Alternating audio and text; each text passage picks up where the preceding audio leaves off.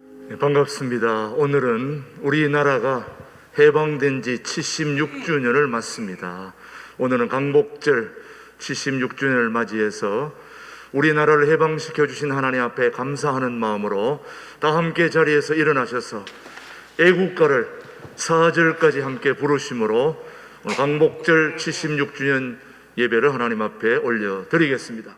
세계가 다 내게 속하였나니 너희가 내 말을 잘 듣고 내 언약을 지키면 너희는 모든 민족 중에서 내 소유가 되겠고 너희가 내게 대하여 제사장 나라가 되며 거룩한 백성이 되리라. 하나님 아버지, 광복절 76주년 주일에 예배의 자리로 저희들을 인도하여 주심을 감사합니다. 일제여갑 속에 살던 우리 민족을 주님의 은혜로 살려주시고 해방을 맞이하게 하신 주님을 찬양합니다. 분단과 전쟁의 어려움도 이겨내고 경제 강국으로 세워주신 주님, 이 모든 것이 하나님의 은혜임을 믿습니다. 이 땅의 교회들이 광복을 주신 하나님께 감사와 찬양을 드리며 더욱 겸손케 하시고 코로나 팬데믹으로 인하여 어려운 이 시기에 모든 성도들이 나라와 민족을 위해 기도하게 하시고 믿음의 성도들이 모든 영역에서 빛과 소금의 역할을 감당하며 이 땅을 인도하게 하여 주옵소서. 이 땅에 새벽 이슬 같은 청년들과 다음 세대 아이들이 주님 앞에 나와 기도하게 하시고 하늘의 지혜를 가진 청년들과 다음 세대 아이들 되도록 축복해 주옵소서. 코로나로 인해 자주 모이지 못할지라도 하나님께 더욱 가까이 나아가는 성도들 되게 하시고 오늘도 복된 예배의 자리가 되게 하여 주옵소서. 예수님의 이름으로 기원하옵나이다. 아멘. 우리 다 함께 지난 한 주를 돌아보며 침묵으로 참회의 기도를 계속하겠습니다.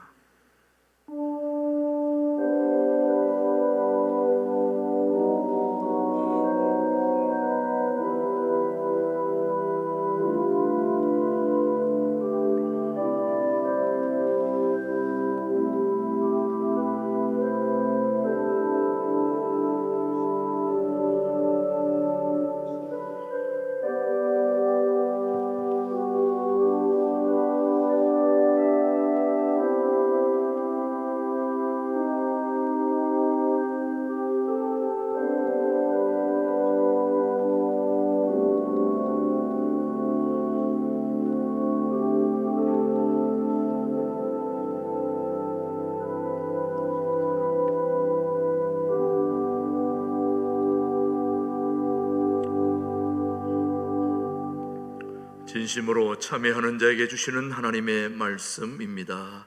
악인은 그의 길을, 불의한 자는 그의 생각을 버리고 여호와께로 돌아오라. 그리하면 그가 긍휼히 여기시리라. 우리 하나님께로 돌아오라. 그가 너그럽게 용서하여 주시리라. 아멘. 사도신경으로 우리의 신앙을 함께 고백하겠습니다. 나는 전능하신 아버지 하나님, 천지의 창조주를 믿습니다. 나는 그의 유일하신 아들 우리 주 예수 그리스도를 믿습니다. 그는 성령으로 잉태되어 동정녀 마리아에게서 나시고 본디오 빌라도에게 고난을 받아 십자가에 못 박혀 죽으시고 장사된 지 사흘 만에 죽은 자 가운데서 다시 살아나셨으며 하늘에 오르시어 전능하신 아버지 하나님 우편에 앉아 계시다가 거기로부터 살아있는 자와 죽은 자를 심판하러 오십니다. 나는 성령을 믿으며 거룩한 공교회와 성도의 교제와 죄를 용서받는 것과 몸의 부활과 영생을 믿습니다. 아멘. 모두 자리에 앉으시고 43장 찬송 부르신 후에 우리를 대표해서 배은구 장로님 기도해 주십니다. 뜨거운 햇볕이 태양의 에너지를 뿜어내는 성장의 계절에 우리에게 아름다운 산천초목과 시원한 바다 주셔서 그 안에서 평안과 쉼을 누리고 대자연을 찬미하게 하시니 감사합니다. 하지만 코로나19로 인간이 누려야 할 기본적 자유마저도 통제된 환경 속에서 살아가는 오늘의 현실이 너무도 안타깝습니다. 이 모든 것이 우리들의 탐욕과 죄악으로 기인된 바 통회하고 자복합니다. 오늘도 모진 비바람과 무더위 속에서 알날이 익어가는 오곡백과를 바라봅니다. 풍성한 열매를 맺기까지 어렵고 힘든 과정을 거쳐내야 하듯이 우리네 삶과 교회도 때때로 고난과 시련이 다가와 어찌할 바 모르지만 믿음의 눈으로 바라보면 희망이 저편해 보이기에 저희들 여호사밧처럼 주님만 바라보고 나아가길 소망합니다. 훈련의 달을 맞이하여 다음 세대 양육과 신강 두레의 비전을 위해 다양한 프로그램을 계획하고 준비하였지만 부딪히는 현실은 모든 것을 내려놓게 합니다. 이런 어려움 속에서도 교회 학교는 부서별로 영상을 제작하여 영상 예배를 드리는 등 믿음이 나약해지지 않도록 최선을 다하고 있습니다. 이를 위해 헌신하는 교사 및 주의 종들의 노고를 위로하여 주시고 하루빨리 하나님의 에바다 은혜가 임하여 꼬이고 얽히고 다친 모든 문제가 풀리고 해결되어지기를 원합니다. 사랑의 주님, 이스라엘이 애굽으로, 남유다가 바빌론으로, 대한민국이 일제로부터 압박과 소름 속에서 어둠과 질곡의 세월을 보내고 있을 때 주님께서 오셔서 피 흘리고 역사하여 주심으로 포로된 자에게 자유를, 눈먼 자에게 다시 보게 함을 주셨지만 아직도 내 속에 내가 커서 주님이 머물 곳 쉴 만한 곳이 없을 뿐만 아니라 세상 욕망 때문에 그 자유함의 결박을 아직까지 풀지 못하고 있음을 이 시간을 통하여 고백합니다. 아버지요, 내 속에 주님이 있고 주님 속에 내가 있는 아름다운 동행의 삶이 되게 하여 주옵소서. 자비의 주님, 벌써 해방 76주년을 맞이하지만 아직도 남북이 하나 되지 못한 채 분단의 아픔을 안고 살아가고 있습니다. 아버지요, 저 북녘 땅에 하나님의 말씀이 들어가고 한 줄기 복음의 빛이 비춰져서 야복강가에서 예수와 야곱의 만남처럼 남북의 형제가 서로 끌어안고 뜨거운 눈물로 상방할 수 있도록 이 땅 위에 복음의 기적을 허락하여 주옵소서. 또한 야곱이 베델의 제단을 쌓고 이스라엘로 변화되었듯이 한수 이북에서 통일에 대비한 랜드마크가 되고자 이곳 양주의 제단을 쌓은 본교회가 바이블 코리아 처치로 변화되어 성서 한국, 복음 한국의 센터로서 조금 더 부족함이 없게 하여 주옵소서. 또한 불시에 다가올 통일에 대비하여 슬기로운 다소처녀처럼 미리미리 등잔에 기름을 준비하는 저희들이 되게 하여 주옵소서. 오늘도 원치 않는 질병으로 병상에서 눈물로 기도하는 환우들이 있습니다.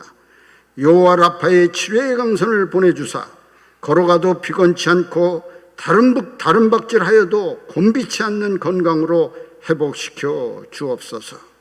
오늘도 성령님이 주시는 감동 감화에 따라 말씀을 준비한 김준홍 목사님과 최동목 목사님께 영육간의 강건함과 하늘의 능력과 권세와 성령 충만함을 주셔서 그 말씀 받는 저희들 시냇가의 심기운 나무처럼 철따라 과실을 맺으며 그 잎사귀가 마르지 않는 형통의 삶이 되게 하여 주옵소서. 이 모든 말씀 예수님의 이름으로 기도하옵나이다. 아멘.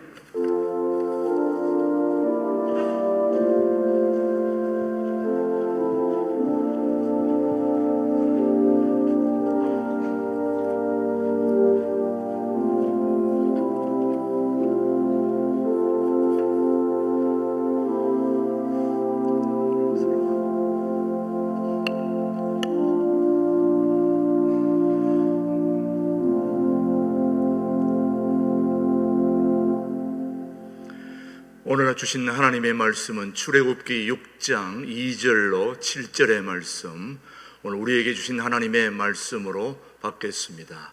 하나님이 모세에게 말씀하여 이르시되 나는 여호와이니라.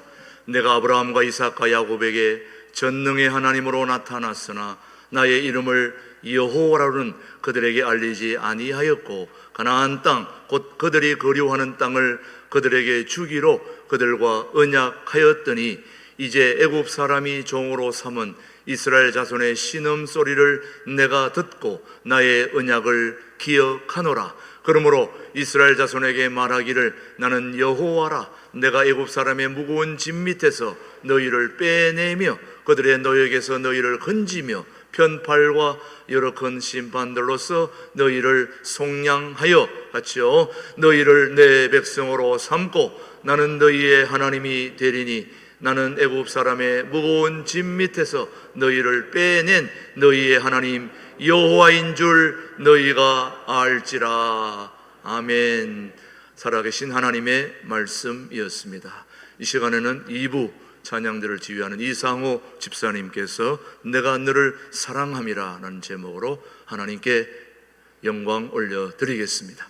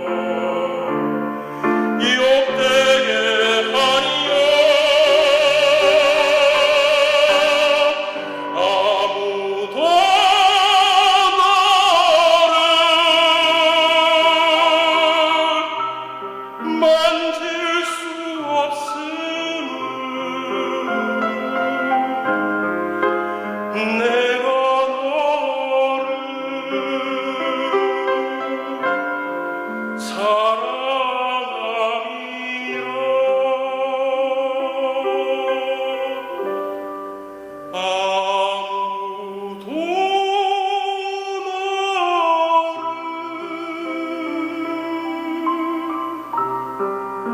만질 수 없음을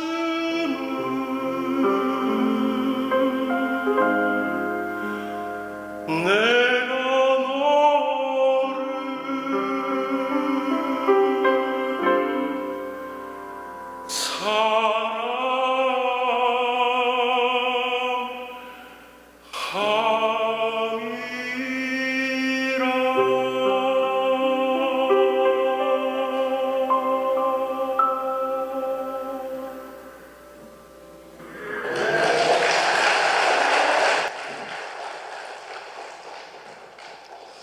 오늘은 2021년 8월 15일 광복 76주년 우리 대한민국 국가가 세워진 국경절 73주년입니다. 국경일에 대해서 두 가지 이론이 있습니다. 1948년 8월 15일 그날이 국경일이 아니고 그날은 그냥 정부 수립일이고 1919년 4월 3일 만세운동이 실패한 후에 민족 지도자들이 중국 상해로 옮겨가서 상해 임시정부를 세웠습니다. 상해 임시정부를 세운 그날이 국경일이다. 두 가지 주장이 서로 엇갈립니다. 그래서 정권이 바뀔 때마다 국경일이 왔다 갔다 합니다. 지금 정부는 1948년 8월 15일이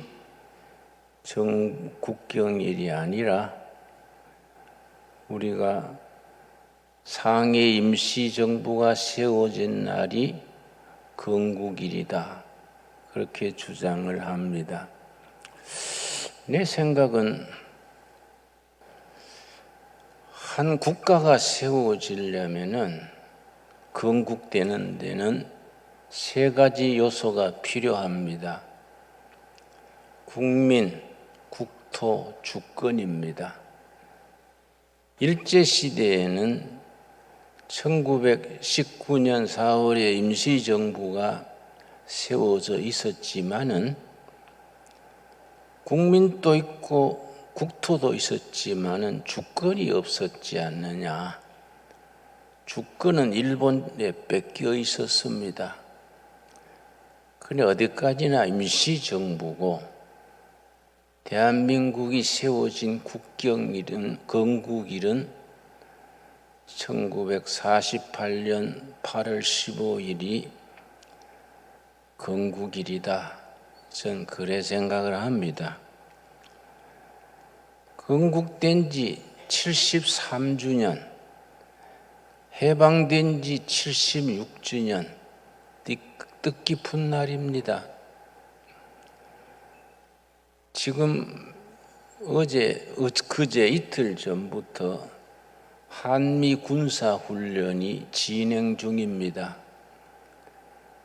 우리 국민들 중에는 서울 광화문에서 한미 군사훈련 중단하라. 또 북한에서는 군사훈련 이거에 대단히 규탄을 합니다. 그러나 한미 군사훈련이 참 중요하지요. 그렇게 우리가 광복 76주년 되는 기간에 한미 군사훈련이 진행된다는 것은 참 좋은 일이지요. 또 4일 전에, 그러니까 8월 11일에 이스라엘의 세계적인 정부기관이 모사드입니다. 이스라엘 나라는 적지만은 정보기관 모사드는 세계 최고를 자랑합니다. 모사드에서 4일 전에 북한 김정은에 대해서 특별 보고서를 냈습니다. 북한 김정은이 핵을 완성했기 때문에 다음 차례는 김정은이 제거되는 것, 그것이 다음 순서다. 그래서 김정은이 권좌에서 내려앉게 되는 옵션 5가지 경우를 모사드에서 자세하게 발표를 했습니다. 이 5가지 김정은이 제거되는 계획 중에 벌써 실시되고 있는 것도 있다. 그래서 김정은이 제거되는 것은 시간 문제다. 이스라엘 모사드의 발표문입니다.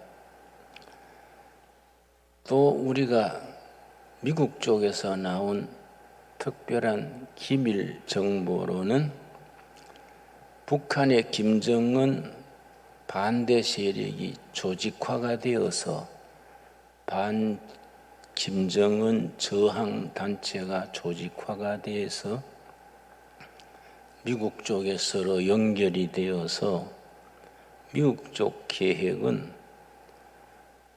대한민국과 북한의 반 김정은 세력과 미국 3자가 합동해서 김정은 정권을 무너뜨리고 우리가 3자 동맹 관계를 맺을 계획이 진행 중이다.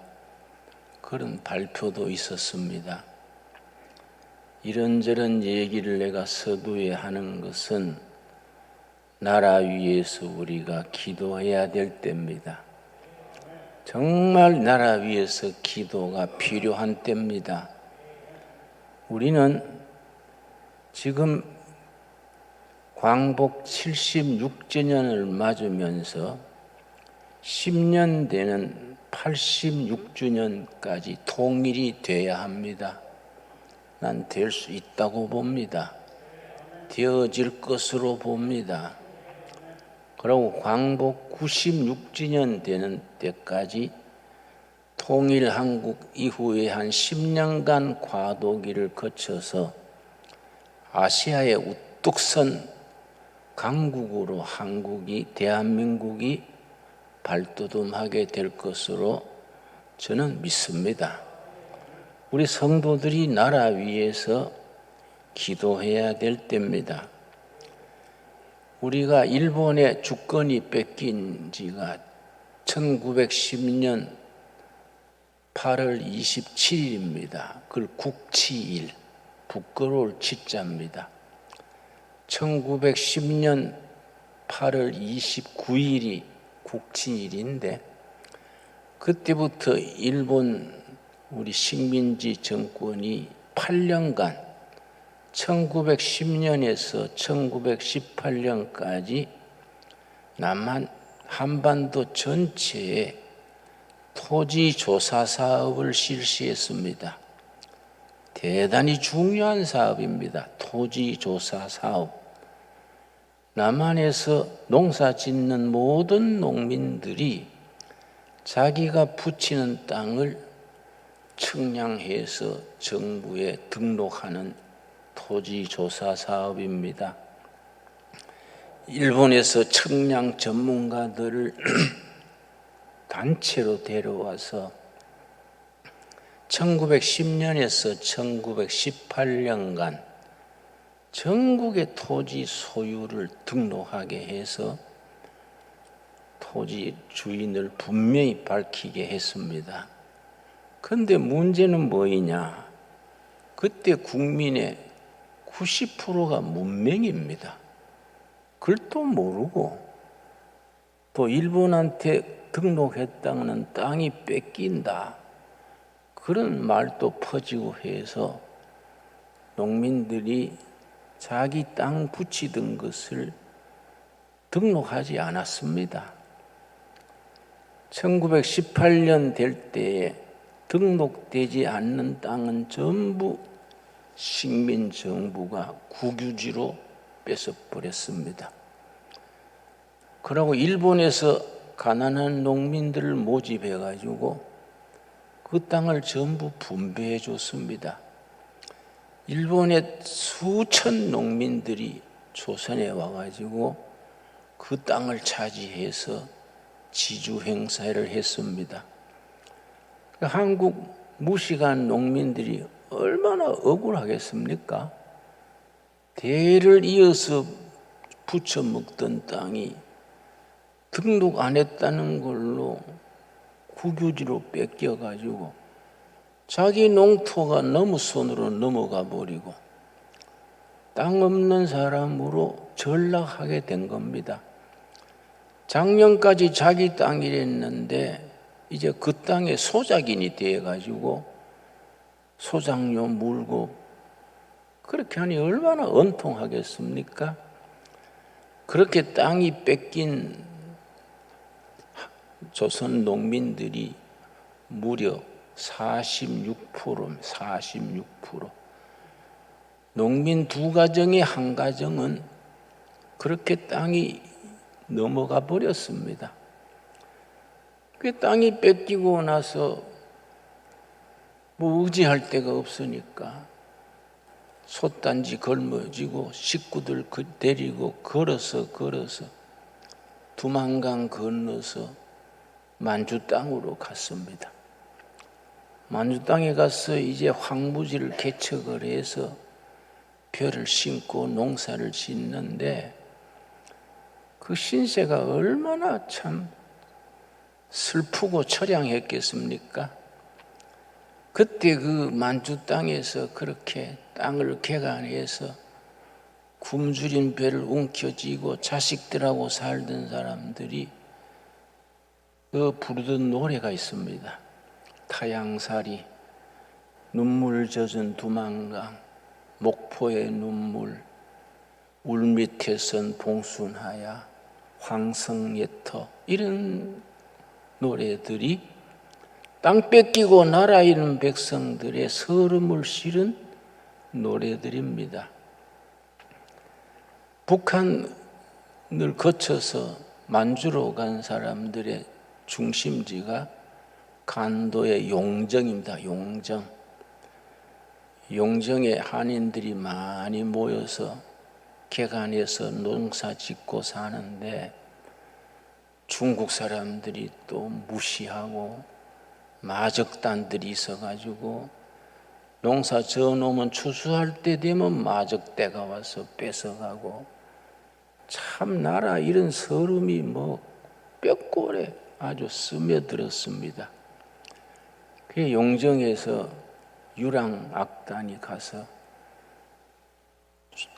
모아놓고 이제 노래를 하고 연극을 하고 나라 잃은 백성의 서름을 달랬는데 그때 타양살이라는 노래가 1932년 작곡이 되고 고복수라는 사람이 그 노래를 불렀습니다. 아주 그래서 전 조선인들이 노래 울면서 부르는 노래가 됐습니다. 만주 용정에서 유랑악단이 와가지고 용정의 피난민들 다 모아놓고 고복수가 타양살이를 불렀는데 모인 사람들이 부르고 나면 그 사절로 돼 있어요. 부르고 나면 또 불러라 그러고 또 불러라 그러고 7번, 8번 부르다가 고복수 가수가 그러지 말고 다 같이 부릅시다. 그 타양살이 몇 해련가 이 태하러 보니 고향 떠난 10여 년의 청춘만 흘러갔다. 그런 가사입니다. 고향 앞에 버드나무 올해도 푸르련만 버들필이 불던 옛날이 그립다. 그런 노래입니다. 이 마지막 4절이 참 뜻이 깊습니다. 타향이라 정이 들면 내 고향 되련만은 가도 타향 와도 타향 언제나 타향. 고향이라고 가면은 자기 땅이 일본 놈한테 뺏기고 거기 이 땅 없는 고향이 아닌 겁니다. 가도 타향, 중국 땅에 와도 타향, 언제나 타향. 그러면서 모두 울면서 불렀습니다. 그런데 고복서가 단상에서 노래를 부르는데 30대 중반 된 아주머니가 단상에 올라왔어요. 선생님, 고향 떠나 친정 떠나 중국 땅에 온 지 10년입니다. 내 친정 주소를 드릴 테니까 경상남도 함양 사람이 함양.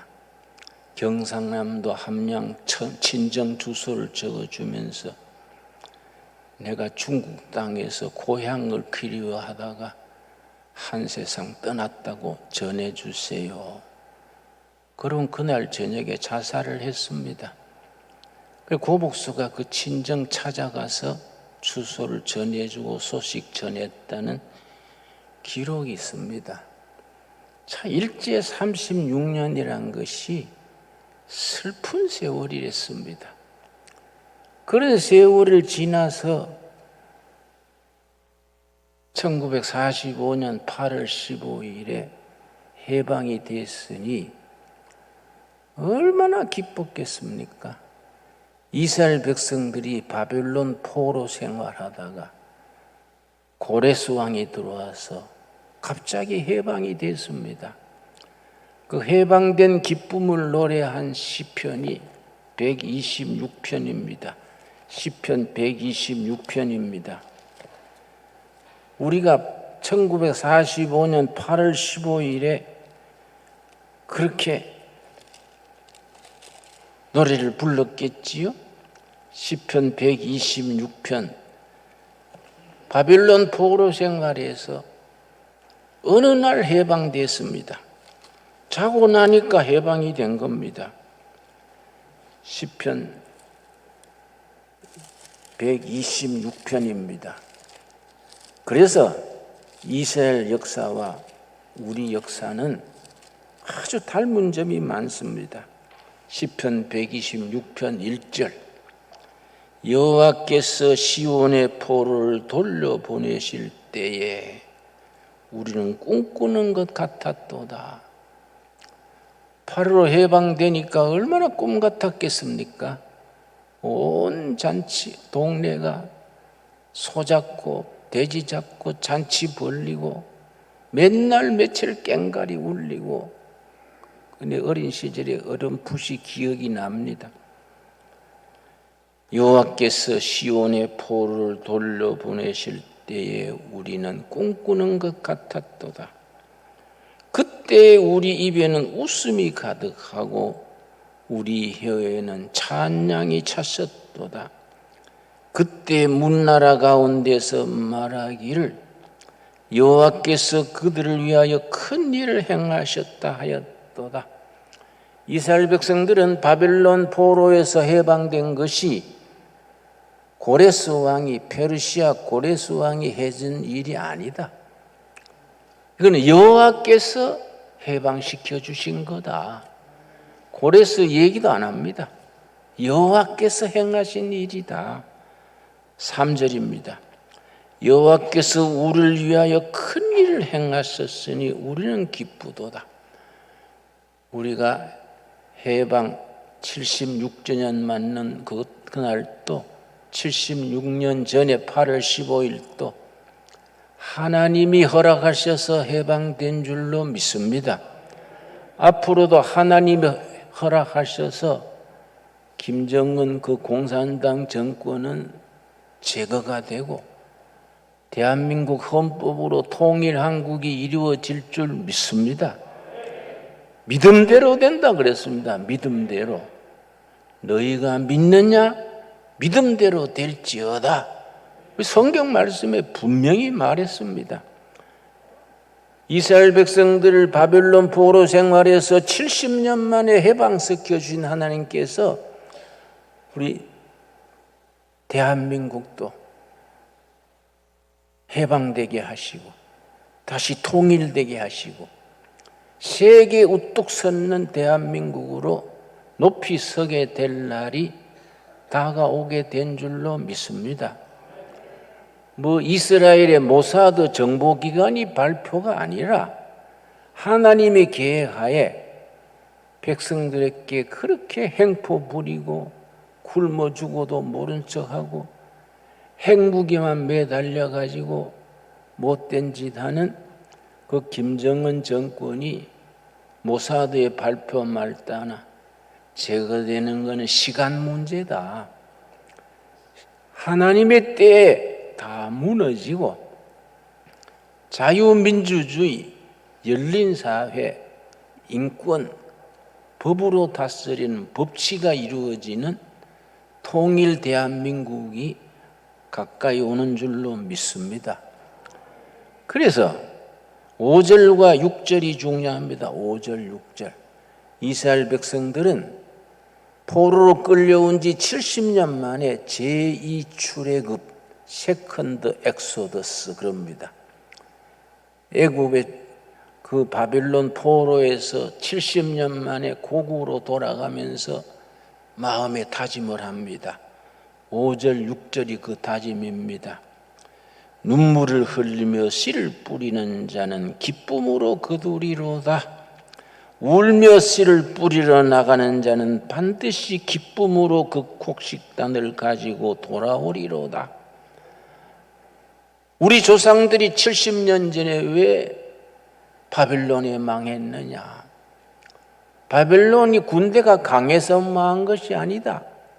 우리 조상들이 우상 숭배하고 가난한 자를 외면하고 부정부패하고 하나님을 저버리고 살았기 때문에 바벨론을 채찍으로 사용하셔서 우리 결례가 절단난 것이다. 우리 지금 해방되어서 고국에 돌아가면서 조상들처럼 그렇게 흥청망청 죄짓고 우상 숭배하고 그렇게 살지 말고 눈물로 씨를 뿌리자. 눈물로 씨를 뿌리면 하나님께서 기쁨으로 거두게 하실 것이다. 여러분 아멘 하시지요? 지금 우리가 그런 각오를 해야 될 때입니다. 6절 말씀. 울며 씨를 뿌리러 나가는 자는 반드시 기쁨으로 그 곡식단을 가지고 돌아오리로다. 우리 이제 새 역사를 시작하는데 조상들처럼 그렇게 흥청망청 하나님을 배반하는 역사를 살지 말고 모두 울면서 씨를 뿌리고 열심히 일하고 형제 사랑하고 나라를 일으켜서 다시는 그런 비극을 겪지 않는 나라를 세우자. 그런 뜻으로 이 5절, 6절을 노래했습니다. 그래서 그 뒤로 이스라엘 백성들은 예루살렘 성전에 올라갈 때마다 돌계단을 올라가면서 시편 126편을 읊으면서 올라갔습니다. 눈물을 흘리며 씨를 뿌리는 자는 기쁨으로 거두리로다. 울며 씨를 뿌리러 가는 자는 반드시 기쁨으로 그 곡식단을 가지고 돌아오리로다. 그걸 노래하면서 성전 계단을 올라갔습니다. 여러분 미국의 엘빈 토플러라는 미래학자가 있었습니다. 몇 년 전에 죽었습니다만 2000년에 우리 정부에서 한국의 비전, 대한민국의 비전에 대해서 레포트를 연구 보고를 해 주십시오. 그리고 우리 정부에서 정보통신정책연구원이라는 국립기관이 있습니다. 대한민국 정보통신정책연구원에서 엘빈 토플러 박사한테 큰 액수로 사례를 하고 대한민국의 미래 비전에 대한 보고서를 제출하게 했습니다. 6개월 뒤에 그러니까 2001년 6월 30일에 엘빈 토프로 박사가 110페이지에 이르는 대한민국의 비전이라는 보고서를 냈습니다. 거기 뭐라고 되어 있냐면은 대한민국 국민들은 특이하다. 슬픈 역사, 한많은 역사를 살아오면서도 대한민국 국민은 항상 에너지가 넘친다. 에너지가 넘친다. 그리고 변화를 두려워하지 않는다. 일본과 한국의 다른 점이 뭐냐? 일본 사람들은 제2산업화에 성공해가지고 경제 대국이 됐지만은 한국인보다 뒤지는 게 있다. 일본 사람들은 변화를 두려워한다. 그런데 한국 사람들은 특이한 국민이다. 변화를 두려워하지 않고 변화를 기꺼이 받아들인다. 이것이 앞으로 대한민국이 세계 선진국으로 발돋움하는 큰 자산이 된다.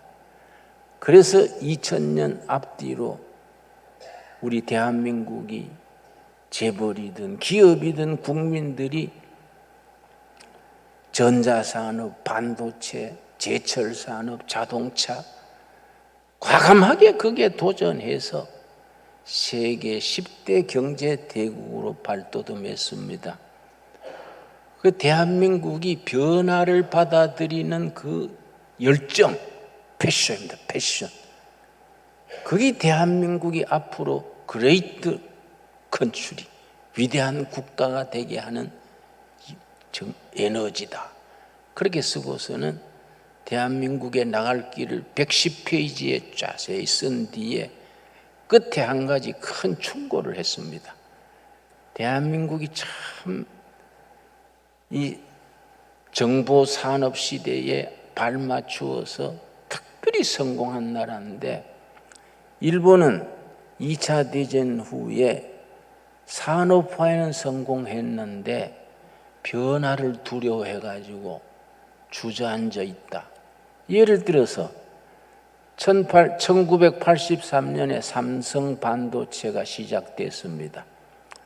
그 삼성 반도체 시작할 때에 이병철 회장이 반도체 하겠다 그러니까 다 반대했습니다. 삼성 참모도 반대하고 일본도 반대하고 미국도 반대하고 다 반대했습니다. 한번 도전해 보시오. 격려해 준 사람은 딱 한 사람이라 그래요. 박정희 대통령. 박정희 대통령이 밀어줬다 그럽니다. 그때 반도체 시작해서 지금 세계 제1의 기술 아닙니까? 삼성전자 반도체 수익이 일본 전체 전자 기업들의 수입의 2배입니다. 일본 전국에 옛날에 우리 한국을 우습게 보던 일본인데 지금은 전국의 일본 전자산업들의 수입 다 합쳐봐야 삼성 수입의 절반도 되지 않습니다. 그게 변화를 두려워하지 않는 한국인의 특성, 미래를 위해서 도전하는 특성, 이병철 개인의 의지가 아니라는 거예요. 한국 사람은 전 세계에서 특이하게 변화에 대해서 용감하다. 그리고 국민적인 에너지가 있다. 그래서 이 국민적인 그런 에너지를 통합시킬 수 있는 정권만 들었으면 대한민국은 뜬다는 거예요. 그렇게 쓰면서 끝에 가서 충고한 게 있습니다. 반도체 산업도 잘하고 조선도 잘하고 원자력도 세계 1등이고 다 좋은데 한국이 한 가지 치명적인 약점이 있다.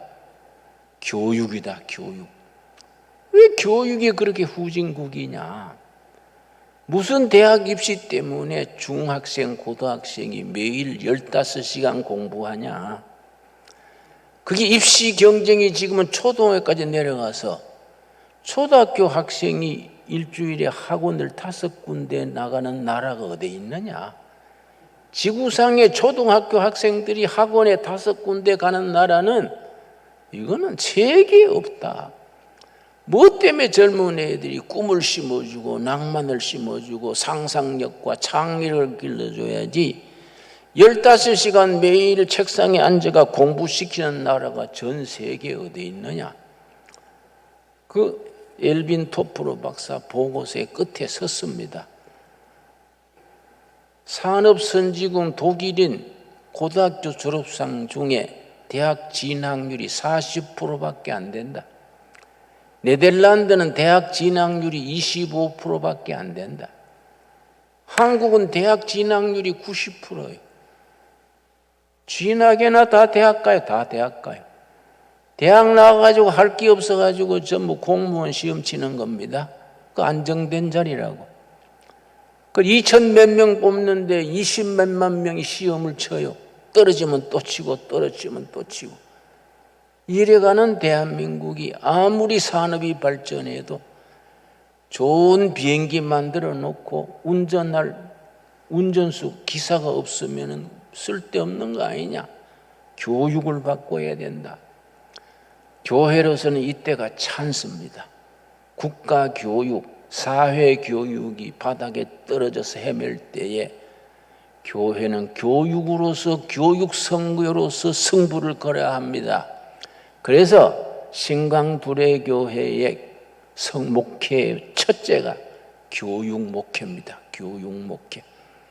신강두레교회 자녀들을 보내면 저 의정부에서 저 포천까지 신강두레교회 자녀를 보내면은 교육은 잊어버린다. 소문날 수 있는 교회를 이루어갈 수 있게 되기를 바랍니다. 할 수 있습니다, 여러분. 할 수 있습니다. 내가 여러분한테 강력하게 추천하는 책이 있습니다. 작은 꿈을 위한 방은 없다. 그 이스라엘의 전수상 시몬 페레스의 자서전입니다. 93세에 죽기 직전에 평생 자서전을 집필하고 죽은 전수상인데 여기 시몬 페레스가 20대 28살 때에 벤구리온 수상의 비서로 있으면서 뭘 주장했느냐 하면은 이스라엘이 비행기를 만드는 항공산업에 진출해야 된다. 그러니까 모두 비웃었습니다. 이스라엘이 사막에 자전거도 못 만드는데 무슨 비행기를 만드느냐. 이 정신 돌았냐. 국회고 정부 전부 다 비난했습니다. 그런데 그 벤구리온 수상이 특별한 부입니다. 좋다. 내가 밀어줄게. 도전해보세요. 28살 때 자전거도 못 만드는 사막 땅에 항공산업을 일으켜서 지금은 이스라엘 비행기가 세계에 수출하고 있습니다. 그런 도전정신. 그런 정신을 우리가 가져야 됩니다. 그런 정신을. 그런 정신에게 국민에게 퍼뜨려야 되는데 이 국가가 못할지라도 학교가 못할지라도 교회가 해야 안 되겠습니까? 그렇지 않습니까? 전국의 교회가 6만 5천 군데 있습니다. 대한민국의 제일 많은 조직이 뭔지 아십니까? 경로당하고 교회입니다.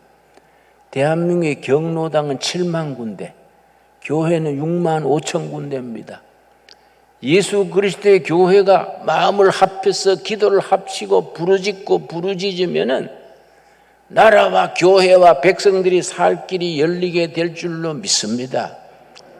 교육 얘기가 났으니 우리가 정신 차려야 됩니다. 여러분, 미국의 서부에 스탠포드 대학이 있습니다. 명문 대학이지요. 스탠포드 대학 옆에는 실리콘밸리라는 산업연구단지가 있습니다. 마이크로소프트니 아마존이니 다 거기서 지하방에서 대학생들이 연구하던 게 커져서 마이크로소프트가 되고 세계적인 기업이 됐습니다. 그런데 서울대학 옆에는 신림동 고시촌이 있습니다.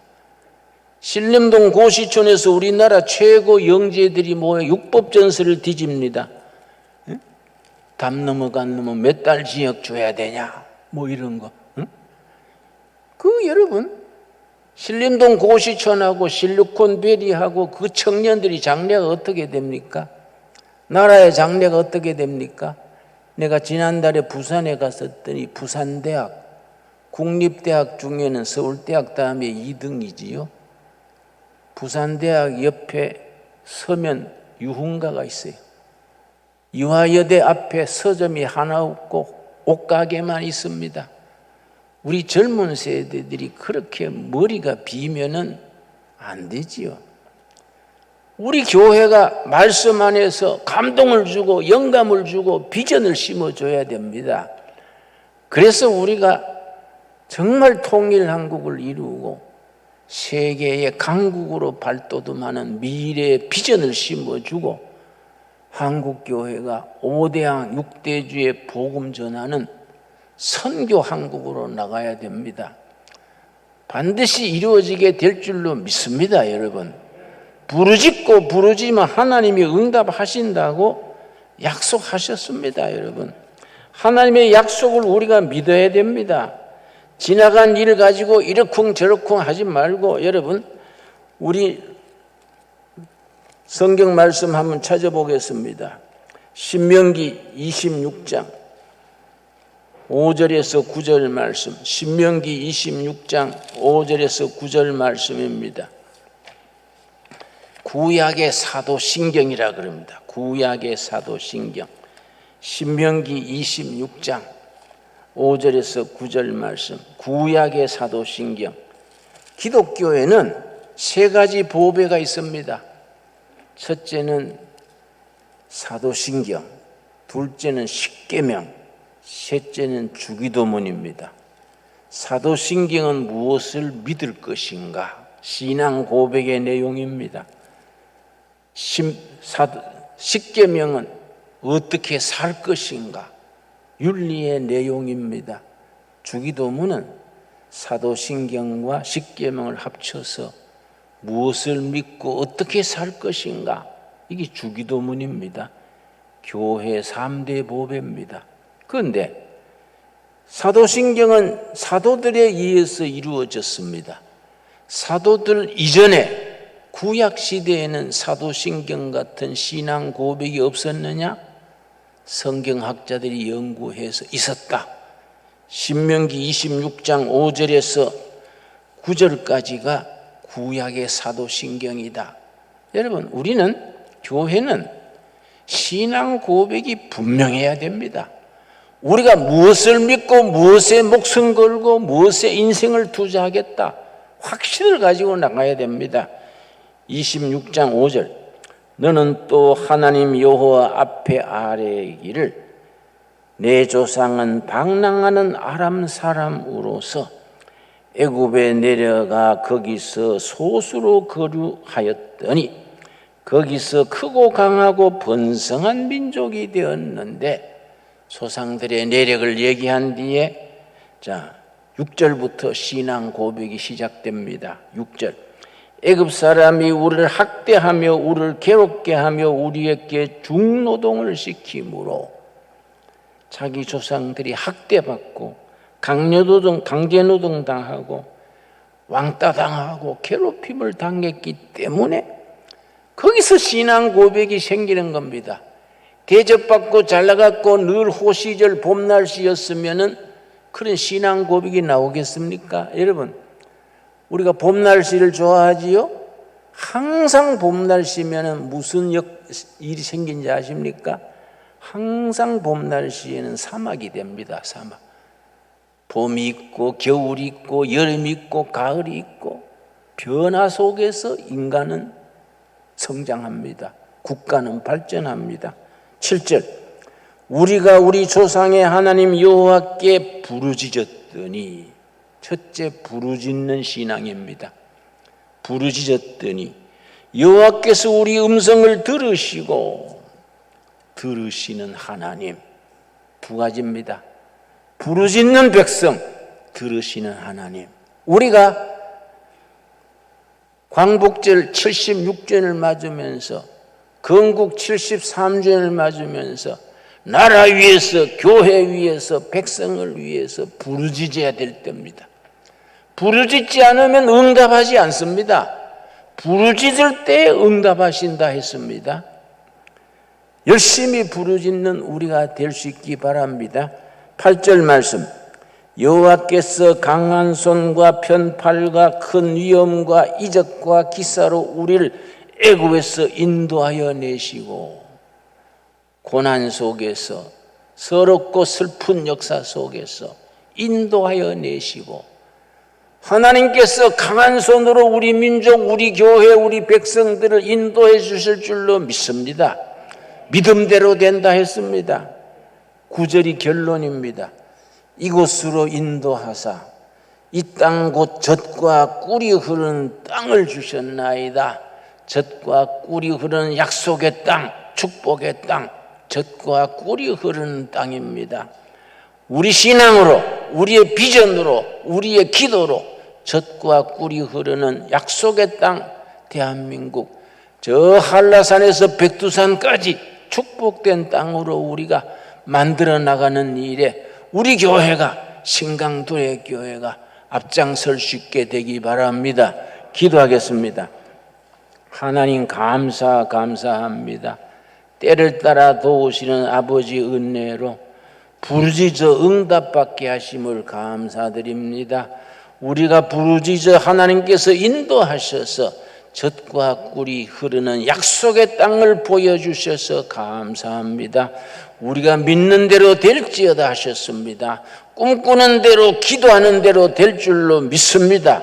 신강도의 교회가 이런 일에 전 교회를, 전 국민을 향하여 비전을 제시하고 꿈을 꾸고 꿈이 이루어지는 역사를 만들어내는 교회로 세워 주시옵소서. 예수님 이름 받들어 기도드려 싸움나이다. 아멘. 51장 부르면서 봉헌하겠습니다. 자비로우신 하나님, 은혜를 감사합니다. 받은 은혜 감사함으로 예물을 드립니다. 11조헌금, 주일헌금, 감사헌금, 은혜대로 드리는 손길마다 심령마다 굽어 살피셔서 그 마음의 소원과 기도가 응답되어 할렐루야 하나님 높이게 하여 주시옵소서. 간절히 기도드리는 바 코로나19 전염병과 무더위와 불경기로 인하여 서민들의 삶이 몹시 공공합니다. 너무 가난하여 낙심치 말게 하옵시며 우리 기도가 응답받기 전에 포기하는 죄를 짓지 말게 하옵시고, 너무 낙심하여 하나님 앞에서 하나님 떠나는 일이 없도록 하나님께 영광 돌리는 우리가 되도록 인도하여 주시옵소서. 고난을 이길 수 있는 힘 주시고 고난이 변하여 축복이 바뀌어지는 하나님의 영광 돌리는 우리 가정 심령 되게 하여 주시옵소서. 겨울이 가면 봄이 오듯이 밤이 지나면 새벽이 오듯이 우리들의 삶 속에 십자가의 밤을 지나 부활의 새벽의 영광을 맞게 하여 주시옵소서. 가정 심령 문제를 살펴주시고 주님께서 전능하신 손길로 인도하시고 해결하시고 응답하여 주시옵소서. 예수님 이름 받들어 감사하며 기도드렸사옵나이다. 아멘. 예, 우리 성도의 교제를 나누는 시간입니다. 앞뒤적으로 서로 인사하겠습니다. 반갑습니다. 동일한 곡을 준비하는 신광두레교회에 오신 모든 분들을 주님의 이름으로 환영합니다. 예, 그동안 비대면으로 예배드리는데 오늘 99명, 여기 참여하는 인원이 99명입니다. 99명 함께 오늘 교제하게 돼서 너무 감사합니다. 그래도 비대면보다는 대면이 좋죠. 예, 오늘 모든 분들을 주님의 이름으로 환영하고 우리나라를 해방시켜 주신 하나님께 감사와 기쁜 마음으로 우리 애국가를 부르면서 오늘 예배를 드렸는데, 오늘 하나님께서 우리 남과 북을 하나로 인도해 주실 줄로 믿습니다. 그때까지 우리가 기도와 예배 모든 걸 멈추지 않도록 함께 기도하십시다. 최근 코로나19 변이 바이러스 때문에 그동안 수도권의 4단계가 다음 주까지 지금 연장된 상태에 있습니다. 그렇지만 오늘 또 이렇게 99명 함께 모일 수 있다는 것이 감사하고, 다음 주까지 99명 우리 같이 참여하다 보니까 1부 예배만 차량 운행을 하고 2부에는 너무 많이 오실까봐 이렇게 알아서 오시도록 해서 죄송합니다만은, 자발적으로 오신 분들이 이렇게 있습니다. 그래서 새벽 기도회와 수요 성경 공부는 전화로 다음 주일까지 현재 방식으로 그렇게 하고요. 그 다음 23일부터 새벽 기도회 수요 예배는 정상적으로 모임을 가지겠습니다만은, 그때 가서 또 어떻게 될지 다시 공지하도록 하겠습니다. 그 다음 화요 중보 기도회와 금요 기도회는 또 노회와 시찰의 모임을 감안해서 9월 첫 주부터 정상적인 모임을 한다는 걸 여러분이 참조해 주시기를 바랍니다. 밖에 계신 유튜브 회원들은 이제 온라인 구자로 또 해주시면 되겠고요. 그 다음 제4기 새가족 수료식이 8월 마지막 주를 하려고 그러는데 사정상 9월 5일 첫 주로 미루니까 그렇게 하시고 새가족들은 준비해 주시기를 바랍니다. 그 다음 우리 지난주에 장례를 치른 우리 장상혁 목사님, 청전세움터에 부친 되시고 우리 고재분 목사님의 남편 되시는 우리 장로님 장례 절차를 잘 마치는 동안에 여러분들이 기도해 주시고 또 함께 해 주시며 감사해서 오늘 떡을 준비했습니다. 아주 특별한 떡인데, 작지만은 굉장히 소중한 떡인데 나가실 때 하나씩 받으시고 은밀하게 드시기를 바랍니다. 지난 감사드리고, 지난주부터 우리 시작된 청년부 여름 수련회 두 번째 주간에 오늘 이번 주에 두 번째 주간 4주까지 진행되는데, 오늘은 특별히 그 특강 강사로 오시는 분이 원래 어노인팅 찬양팀에 또 찬양을 인도하셨고, 워십 빌더스 대표로 우리 박철순 간사님은 찬양하는 분들은 다 저분이 어떤 분인가를 압니다.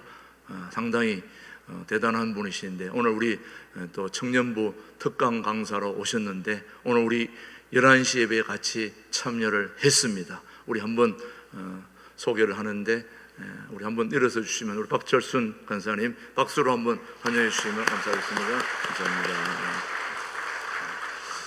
혹시 찬양에 관심이 있는 분은 오늘 오후 2시 비전홀에서 청년부 줌으로 또 특강으로 같이 하는데 같이 참여해서 들으실 수 있겠습니다. 그리고 오늘 지난주부터 그새 나오셔서, 사실 여러분이 비대면으로 안 나오실 때도 우리 신광두레교회에 등록을 하고 싶어서 미리 오셔서 등록하신 분이 계십니다. 우리 유혜상 집사님, 우리 청계천 때부터 목사님을 배웠던 분이신데 이렇게 오늘 우리 신광두레교회에 등록을 했습니다. 우리 유혜상 집사님 자리에서 한번 일어나 주시기 바랍니다. 박수로 우리 환영해 주시기 바랍니다. 감사합니다. 고맙습니다. 집이 인천 서울 종로인데 앞으로 열심히 나오 계시겠다고 차를 직접 몰고 이렇게 오셨습니다. 참 감사합니다. 이 가까운 데 계신 분들이 좀 늦지, 널리 있는 분들은 빨리 오십니다. 그럼 참조해 주시길 바라고요. 오늘은 지난주에는 우리 유튜브 영상을 통해서 우리 다음 세대 자녀들, 우리 오늘도 목사님이 설교 시간에 말씀해 주셨던 우리 교회 가장 중요한 교육 목회가 첫 번째인데, 교육 목회 표어에 맞춤으로 우리 주일학교도 그렇게 열심히 교육을 준비하고 있습니다. 지난주에는 유튜브 영상을 보았는데 오늘은 청년부가 비대면 가운데서 어떻게 예배드리는지 4분짜리 영상을 직접 청년들이 만들었는데 지금 한번 보도록 하겠습니다. 청년부 예배 우리 영상으로 한번 살펴보겠습니다. 우리 교육부 열심히 하고 있습니다. 우리 여러분 자녀들 마음껏 맡겨주셔도 안심할 수 있고 또 잘 교육할 수 있습니다.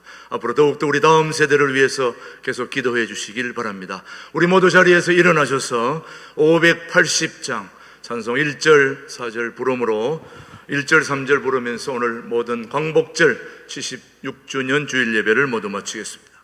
지금은 신광두레교회에 직접 세우신 우리 주 예수 그리스도의 은혜와 아버지 하나님의 크크신 사랑과 성령님의 교통 역사 인도하심이 광복절 76주년을 맞이하여 우리 대한민국을 자유를 주시고 해방을 주시고 오늘까지 우리를 붙들어 주시고 지켜주신 하나님, 앞으로 남과 북이 하나 되어 하나님께 영광 돌리며 전 세계에 하나님을 알리는 통일한국, 선교한국, 성서한국을 이루는 데에 소중하게 쓰임받을 신광두레 교회 모든 교우들 위해, 이민족 위해 이제로부터 영원토록 함께 하시기를 간절히 축원하옵나이다. 아멘.